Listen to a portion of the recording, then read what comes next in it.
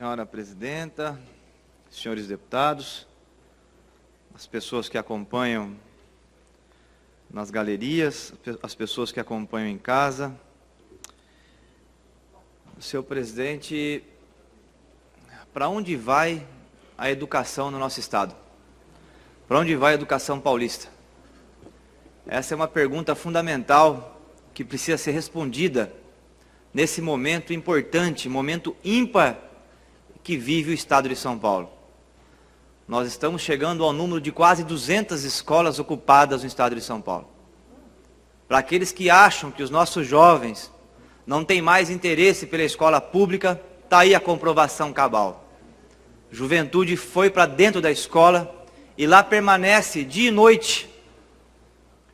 E não está parada lá dentro da escola, sem fazer nada. Muito pelo contrário, essa juventude ocupou a escola e as escolas que são do povo de São Paulo estão com atividades, aulas magnas de professores da Universidade de São Paulo, da Unicamp, da Unesp, da UFSCar, palestras e até shows de artistas consagrados, como nós tivemos agora recentemente do Chico César, se apresentando em uma escola pública estadual ocupada aqui da cidade de São Paulo. Um exemplo que está sendo dado para o senhor governador, de que a escola de São Paulo tem vida, que apesar de tudo que está sendo feito contra a escola pública de São Paulo há mais de 30 anos, ela ainda permanece lá, quase que na UTI, mas sobrevive, respira. E a juventude está dando prova de que sabe não só da simbologia da escola na sua comunidade, mas também da importância da escola para o futuro seu e da sua família. Tenho visitado as escolas ocupadas e fiquei impressionado, vendo pais que estão participando das ocupações, fazendo comida no refeitório para servir para os estudantes que participam ali dessas ocupações. E por que os nossos estudantes foram para dentro das escolas e estão questionando a política, entre aspas, de reorganização das escolas, que vem sendo implementada a goela abaixo pelo atual secretário Herman da Educação e pelo atual governador Alckmin do PSDB. Porque no fundo, não é o documento de 19 páginas que o Estadão conseguiu através de uma ação na Justiça, e naquele documento que embasa essa reorganização, está dito lá que o motivo que levou o governo a iniciar esse processo é o fato de que escolas que têm ciclo único, ou seja, escolas da primeira a quarta, ou de quinta a nona, ou apenas o ensino médio, são melhores, ou têm um desempenho melhor na prova do Saresp. Infelizmente, não é esse o objetivo. O objetivo do governo é preparar a rede pública de São Paulo para a privatização. O objetivo oculto, que foi pensado dentro da Secretaria Estadual de Educação, que aliás não é nem do secretário, é da McKinsey, que é uma consultoria privada que defende o modelo de privado da educação, e agora da Falcone, que também assessora e dá consultoria para a Secretaria Estadual da Educação. Se não vejamos, olha o que diz a meta 6.7, que foi encaminhada para essa casa, numa proposta do governo de planejamento para a educação de São Paulo para os próximos 10 anos. Olha o que diz. Diz que quer estimular, em regime de colaboração, a apropriação dos espaços e equipamentos públicos. O governo quer fazer aqui em São Paulo o que já vem sendo feito em Goiás, que já foi testado nos Estados Unidos e não deu certo, que é entregar as escolas. Hoje em Goiás está assim, 30% da rede pública de Goiás está na mão de organizações sociais. É isso que está em curso em São Paulo. Porque se nós analisarmos o Saresp,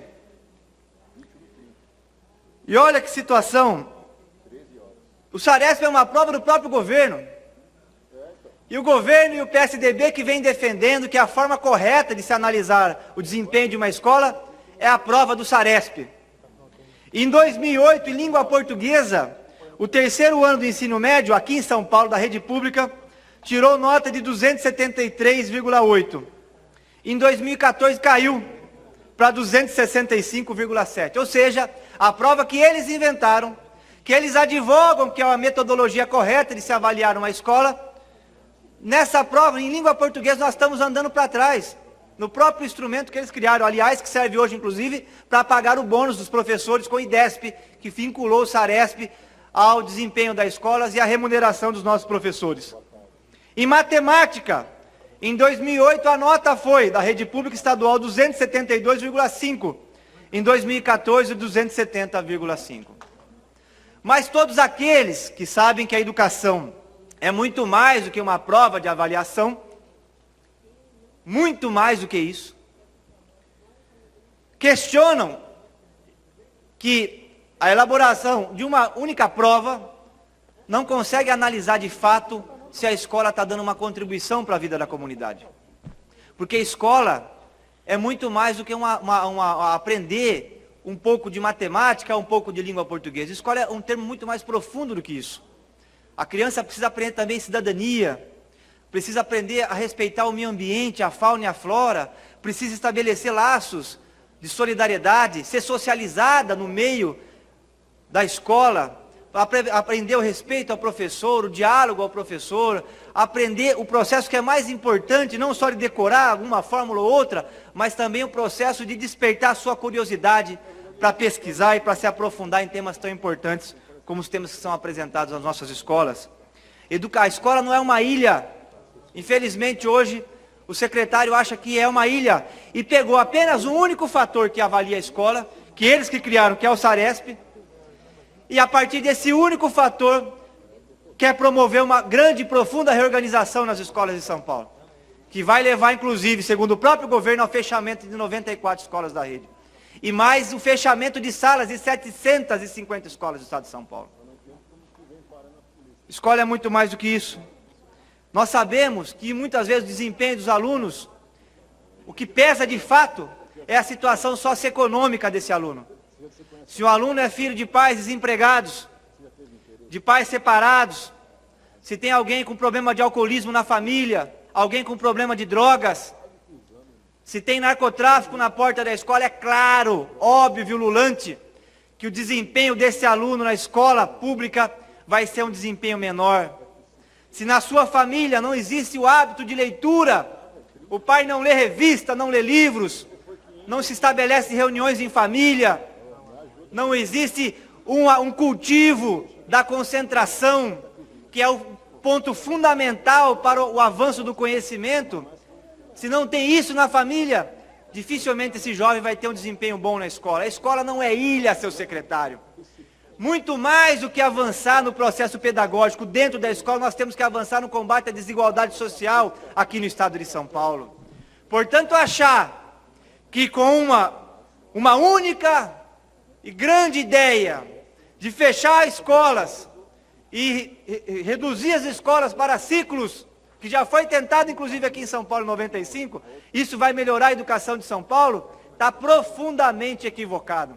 Na verdade, se o governo de São Paulo, do PSDB, quisesse mesmo avançar com a educação em São Paulo, iria primeiro partir do diagnóstico que é importante. No nosso estado hoje nós temos 1.300.000 analfabetos. Então, todas as escolas que estão com salas ociosas no estado de São Paulo, e são algumas, nós teríamos essas escolas, o projeto do EJA, Educação de Jovens e Adultos, para que nós pudéssemos fazer, como muitos países já fizeram, que é zerar o analfabetismo entre nós. Se o governo de São Paulo tivesse preocupado em melhorar a educação de São Paulo, iria fazer parcerias com as nossas prefeituras e cobrar do governo federal para que nós tivéssemos políticas para ampliar as vagas em creches aqui em São Paulo. Hoje o déficit de vagas em creche em São Paulo, desde o ensino infantil como um todo, de 0 a 5 anos, é de 1,5 milhão de vagas. 1,5 milhão de vagas. São crianças que estão vendo o sonho roubado de poder entrar no ensino fundamental no primeiro ano, já tendo uma mínima noção das letras e dos números, e já socializado, ou seja, já encaminhado para iniciar o processo de aprendizado. Se o governo tivesse preocupado mesmo em melhorar a educação de São Paulo e ampliar as vagas das universidades públicas de São Paulo, porque se nós fôssemos um país, seu governador, Nós seríamos o país do mundo que tem o menor número de vagas em universidades públicas. De cada 100 vagas que nós temos em São Paulo, apenas 6 são vagas em universidades públicas. O ensino superior em São Paulo está totalmente privatizado. E para concluir, senhora presidenta, se tivesse preocupado o governador em melhorar a educação de São Paulo, iria pagar melhor os nossos professores. O professor de São Paulo ganha em torno aí por ano 30 mil reais, que dá mais ou menos, para ser bem generoso, 10 mil dólares. Nos Estados Unidos, sabe quanto ganha um professor da rede pública, seu governador? 66 mil dólares. Quanto ganha um professor PEB1 em São Paulo? 10 reais por hora aula. Não paga nem o deslocamento se for ter que ir de carro até a escola. Essa é a situação. É por isso que os nossos melhores alunos, formados nas nossas melhores universidades, não têm como objetivo de vida estabelecer a carreira de professor.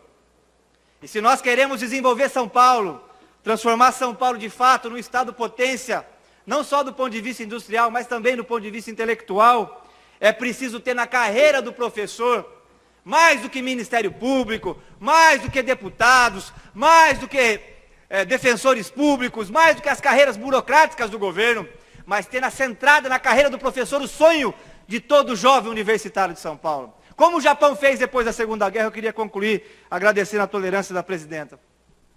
O Japão saiu da Segunda Guerra destruído. Não foram só as 2 bombas atômicas, não. O Japão, as casas eram todas de madeira e sofreu bombas incendiárias. E o que o Japão fez para reconstruir o país? Além de investir pesado em educação, transformou a carreira do professor.